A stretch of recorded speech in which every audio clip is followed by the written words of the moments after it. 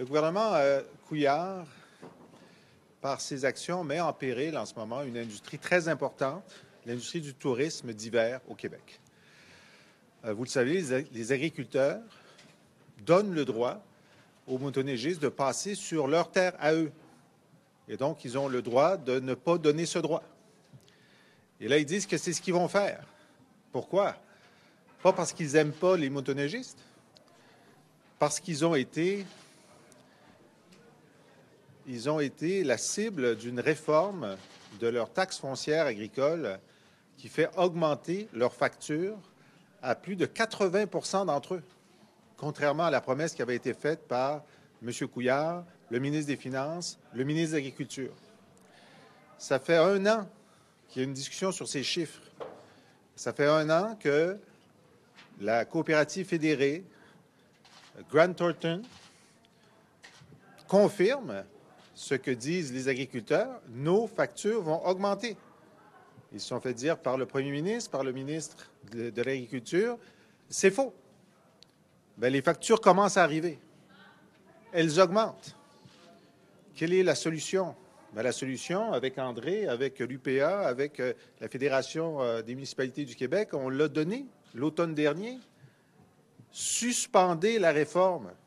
Continuez à percevoir les revenus tels qu'ils sont en ce moment. Rassoyez-vous pour recalculer.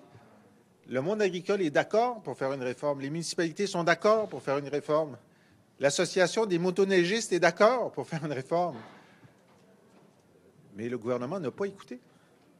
Et le gouvernement a mis des échéanciers qui mettent en péril le gagne-pain de pourvoirie de régions où l'industrie du tourisme d'hiver est importante. Ils ont dit, on va demander à M. Luc Godbout de rendre un rapport à la fin février. Bien, la fin février, là, c'est dans 4 semaines. 4 semaines d'interruption du tourisme d'hiver au Québec, ce n'est pas une bonne idée. Le premier ministre, la semaine dernière, a dit, si on fait des modifications, ce sera au budget. Au budget de mars. Bien, voyons, le gouvernement est dans son tort. Le gouvernement n'a pas reconnu le tort qu'il causait aux agriculteurs. Peut-il avoir l'humilité de dire, bien, écoutez, il y a vraiment quelque chose qui ne fonctionne pas. On suspend la réforme en ce moment. Ceux d'entre vous qui avez reçu vos comptes de taxes majorés, ne les payez pas.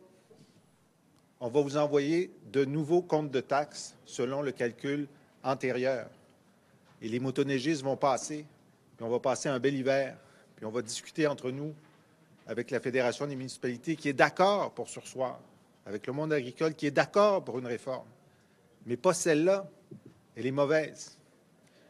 Alors, on fait un appel aujourd'hui, André Villeneuve et moi, au gouvernement de faire la chose qu'il aurait dû faire à l'automne, mais qu'il la fasse maintenant, qu'il annonce la suspension de la réforme et l'application des taxes agricoles telles qu'elles existaient jusqu'à maintenant pour éviter des pertes d'emplois en région.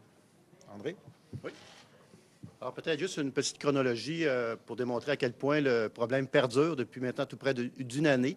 Il faut se rappeler que déjà l'hiver passé, donc le ministre de l'Agriculture de l'époque, M. Paradis, et le ministre des Finances, M. Letao, se sont entendus pour proposer une réforme au programme de taxes foncières agricoles. Je dis ils se sont entendus parce que nullement le monde agricole a été consulté en la matière.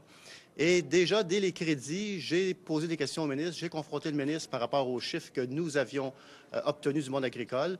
Et le ministre a dit, bien, écoutez, je ne le sais pas, je vais en reparler au ministre des Finances.